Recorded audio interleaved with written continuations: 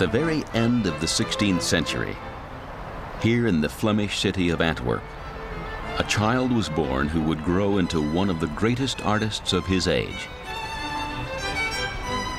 Like most citizens of Antwerp, he was raised as a Catholic, and in common with many Flemish artists, his finest paintings included many timeless religious images.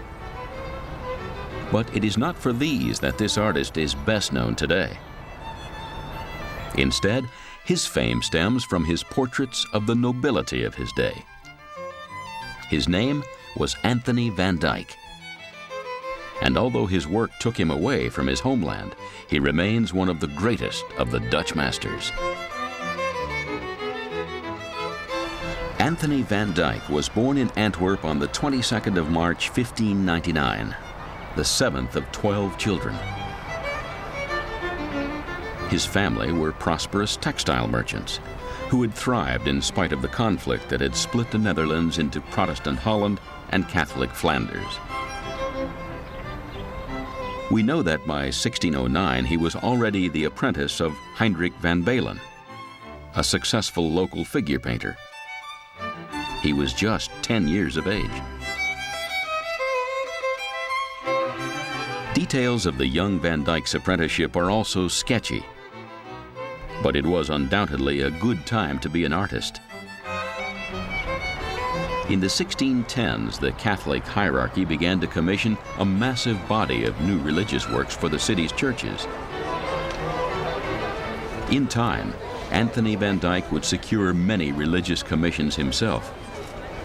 But in the second decade of the 17th century, one Antwerp artist stood head and shoulders above all the rest. A man whose influence Van Dyck could not ignore. Peter Paul Rubens. At the moment that Van Dyck came to maturity, which is in the middle of the 1610s, Rubens was extremely dominant. I mean, he'd come back from Italy and settled and become court painter, the principal court painter to the Archdukes Albert and Isabella. He had established a very large-scale studio in Antwerp.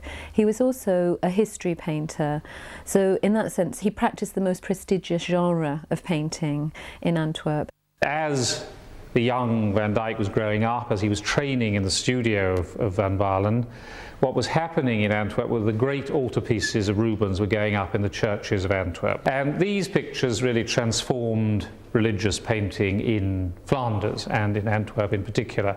And there's a new language, a new type of painting, which is more ambitious, more Italianate, on a huger scale, with a different type of palette. While still in his mid-teens, Van Dyck had begun to execute portraits such as the image simply known as Portrait of an Old Man, and this enigmatic self-portrait, painted when the artist may have been as young as 14. Perhaps it was these typically Northern European images that first alerted Rubens to Anthony van Dyck. Before long, the two men were working together as Van Dyck joined one of the most famous art studios of all time. In 1618, Rubens described him as the best of my pupils. 2 years later, Van Dyck worked as Rubens' chief assistant on a large commission for ceiling paintings for Antwerp's Jesuit church. Sadly, an 18th century fire means that we cannot appreciate their joint effort today. But we can see the influence of Rubens in some of Van Dyck's early religious images. In The Mocking of Christ, from around 1620, the powerful musculature is clearly inspired by Rubens, whose own inspiration came directly from classical sculpture. But Van Dyck would take less inspiration from the ancients and from sculptural form, as he began to form his own artistic identity. It may be that by the time this canvas was painted, Van Dyck was known to the noted English art collector, the Earl of Arundel. And it appears that the Earl was keen to bring the young Flemish artist to work in England. By October of that year, Van Dyck had completed his first journey to London. It would not be his last. I think, if one thinks about Van Dyck's whole career, that Van Dyck would have been perfectly happy to have stayed in Antwerp, run his own great international studio, serving international clients from Antwerp, if it hadn't been for Rubens. And the fact that Rubens was there, dominating painting in the city, meant that really he had to travel, he had to get away, he had to establish himself in Italy first, and then in London. Over the next 4 months, he familiarized himself with London society and painted a portrait of the Earl of Arundel. The influence of Venetian artists would soon reveal itself in Van Dyck's work. But in the spring of 1621, he was back in Antwerp alongside his master.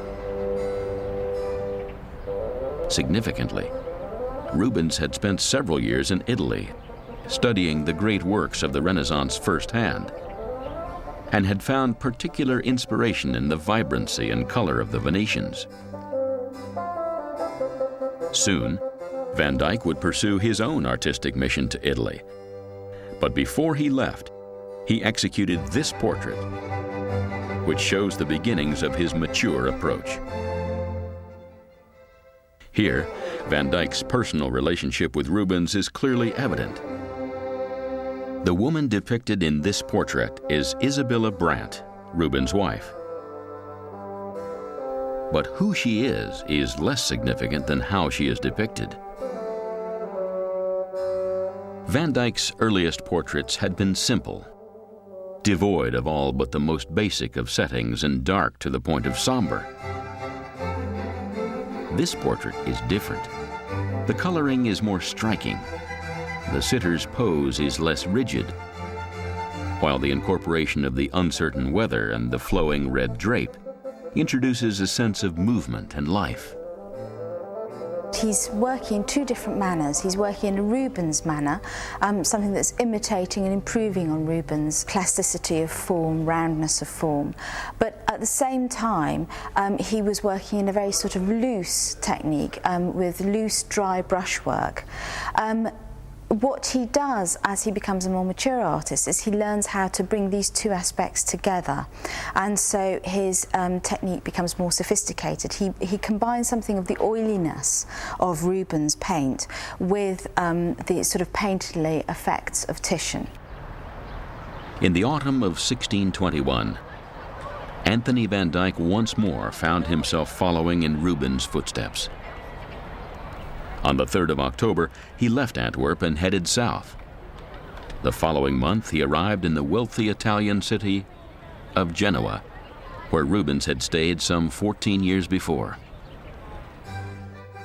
This portrait of Elena Grimaldi, the Marchesa Cattaneo, from 1623, has certain features in common with the earlier image of Rubens' wife. Again, the background climate feels almost animated, and architectural features are included to the right. In this case, Corinthian columns. Where this canvas differs from the earlier portrait of Isabella Brandt is that the subject is depicted full length and projects an air of nobility to the point of aloofness. The same is true of this image of the Marchesa Balbi, another full-length portrait whose overall darkness only serves to emphasize the painter's wonderful handling of gold in the sitter's costume.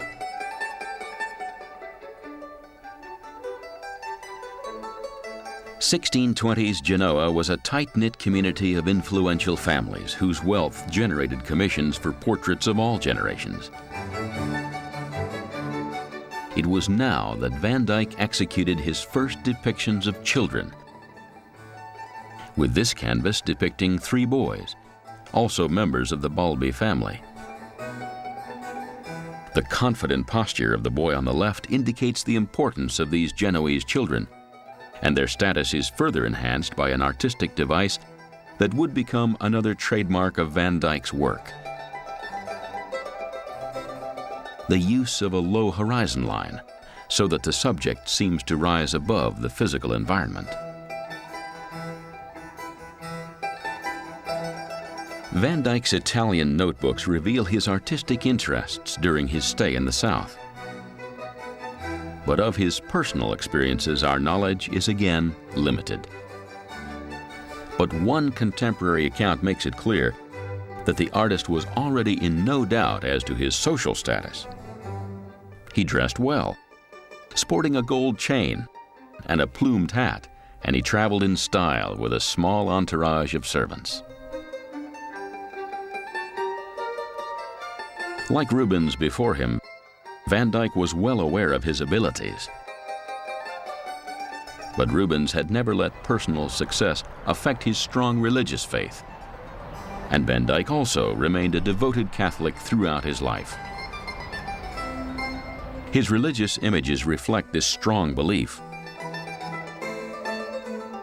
In 1624, he traveled to Palermo in Sicily, only for an outbreak of plague to afflict the city. But as the disease raged, a remarkable discovery was made. The bones of a long-forgotten local saint, Rosalia. Believing this was a sign from God, the citizens prayed to Rosalia to end Palermo's suffering. For whatever reason, the plague was eventually lifted. Van Dyck's response was to create this canvas depicting the saint interceding against the plague. This is a painting more relevant to the everyday life of the time than might first seem apparent. Plague was still the scourge of Europe, and in June 1626, it may have claimed the life of Isabella Brandt, the wife of Peter Paul Rubens. We know that Rubens reacted to his wife's death by throwing himself into diplomatic missions which took him away from Antwerp for much of the late 1620s. So, it was Van Dyck who received many of the best commissions for religious images that were still in demand at the time.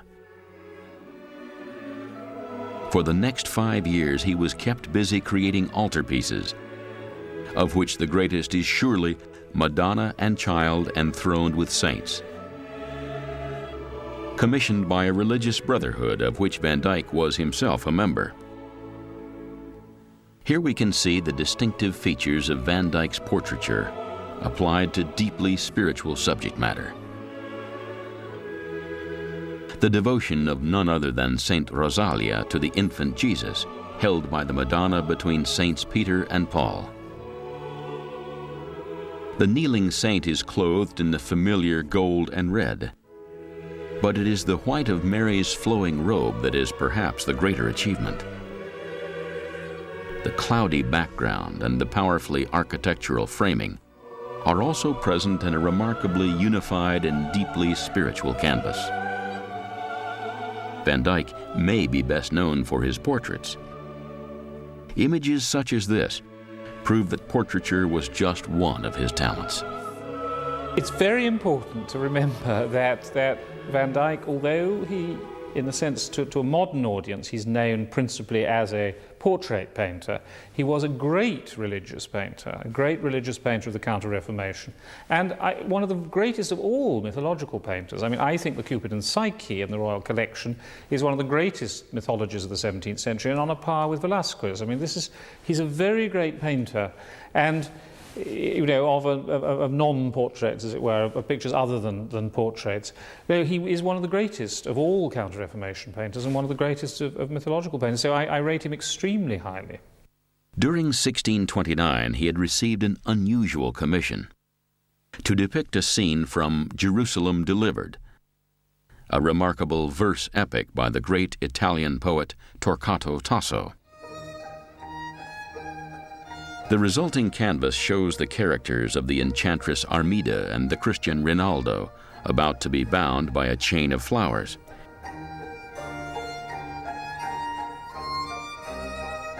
It is a stunning piece of work, whose Venetian coloring and mysterious landscape combine to create an otherworldly image almost 8 feet square.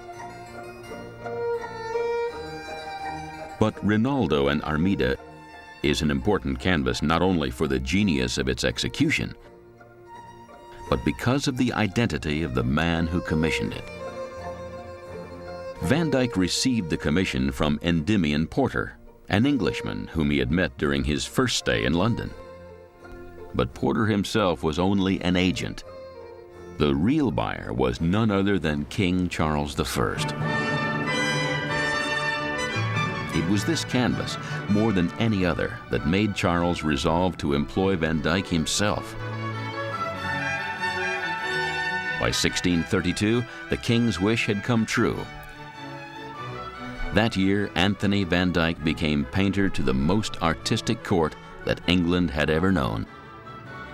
Van Dyck invented that peculiarly English form, the swagger portrait.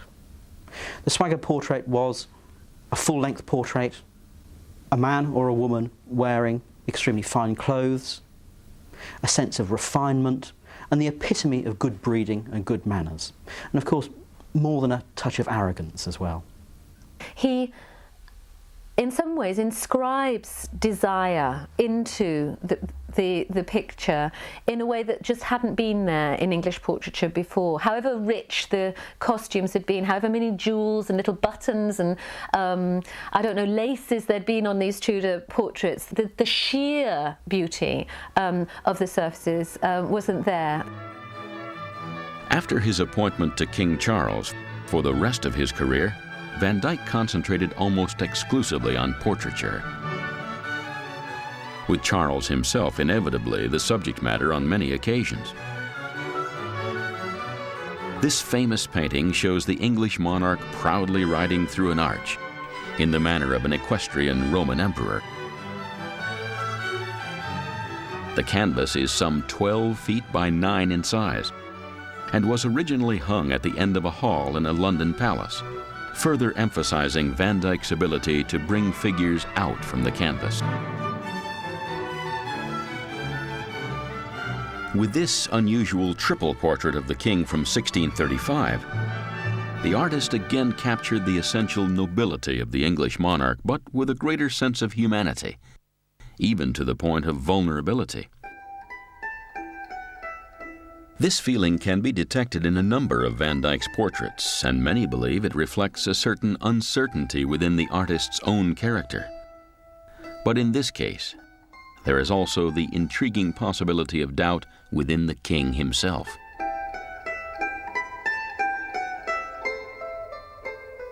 Political storm clouds were already gathering over his nation.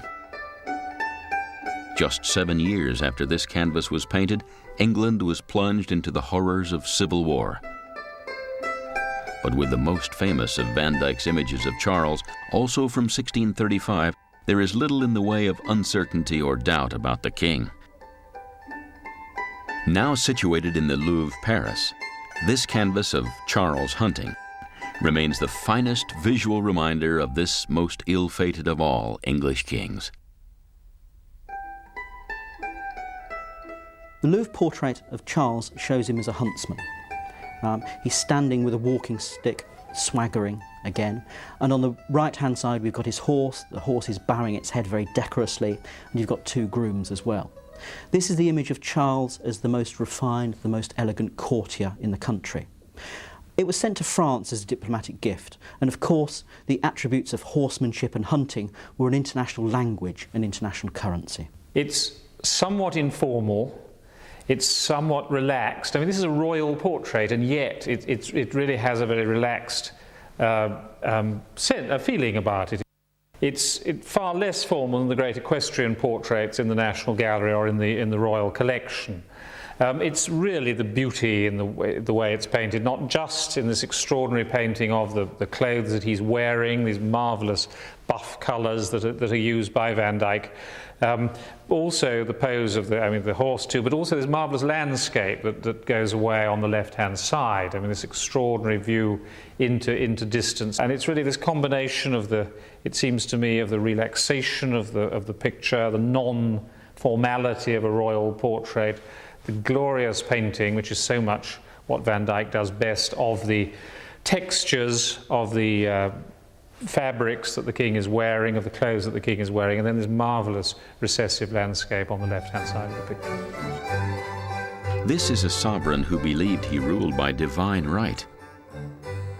A monarch at the head of a court whose members felt themselves utterly removed from the lives of common people. This was the world painted by Van Dyck in England, and he did his job so well that it is now his portraits that, more than anything, define that world for us today. What he did with his figures in general was to elongate them and make them more elegant. And of course this is what you find in his hands as well, that they're painted on purpose. He makes the hands very sort of long and elegant, tapering fingers, which add to a sort of impression of sensitivity and refinement in his sitters.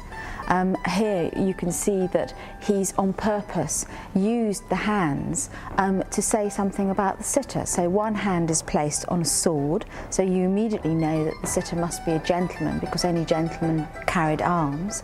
And the other hand is used in an almost contradictory gesture, fondling the dog's ear. So it shows that, okay, this chap may be a man of action, but he's also sensitive as well.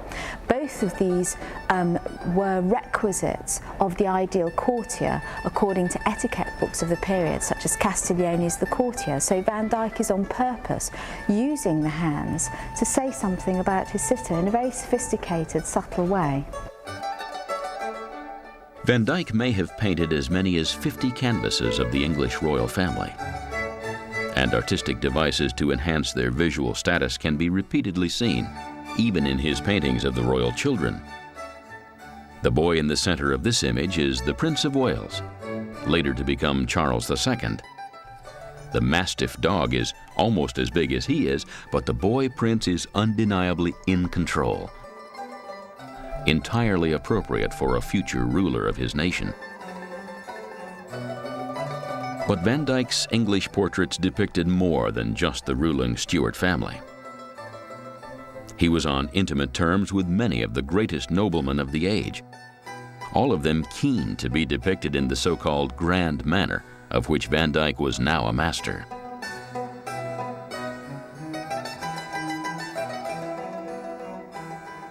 By now, Van Dyck was a leading figure in London society.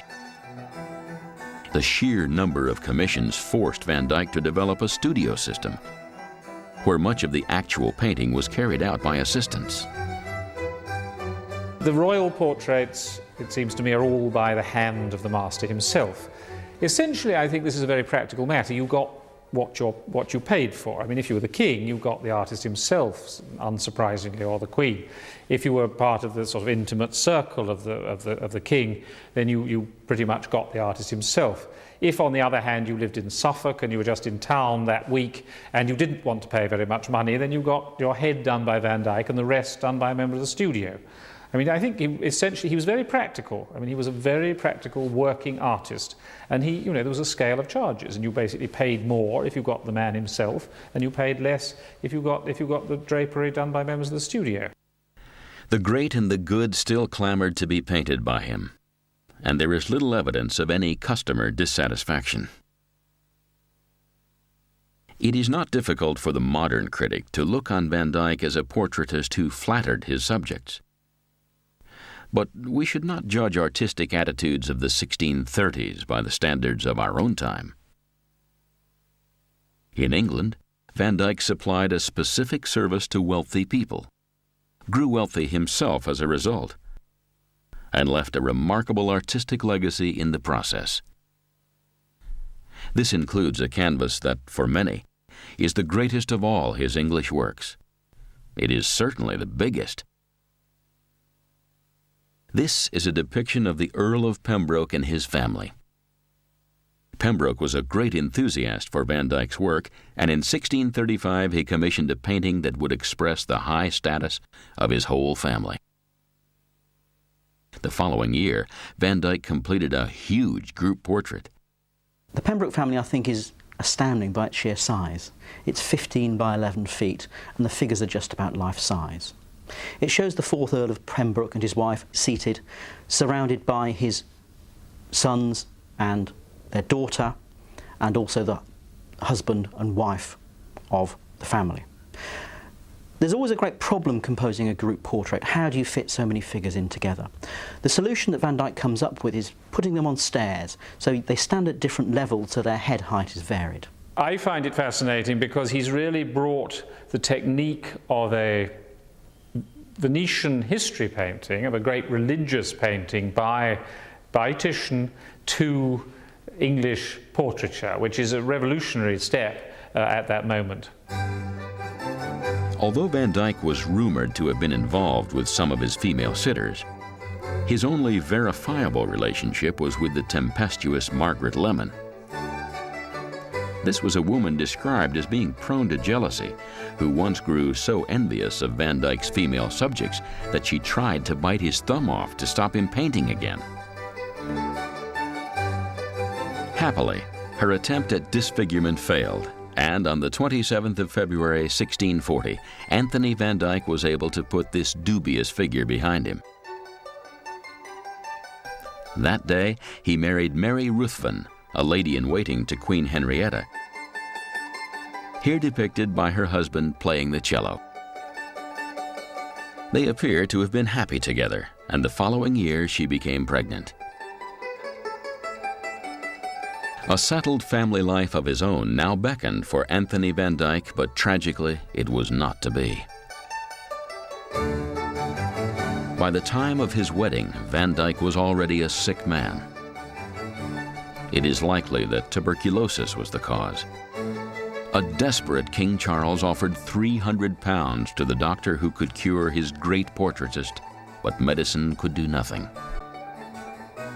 On December the 9th, 1641, 8 days after the birth of his only legitimate daughter, Anthony Van Dyck died in London. He was just 42 years of age. His early death remains a tragedy of art history, but there is an undeniable aptness in its timing. Within the year, the English society that he had depicted so memorably also died, split asunder by the horror of civil war.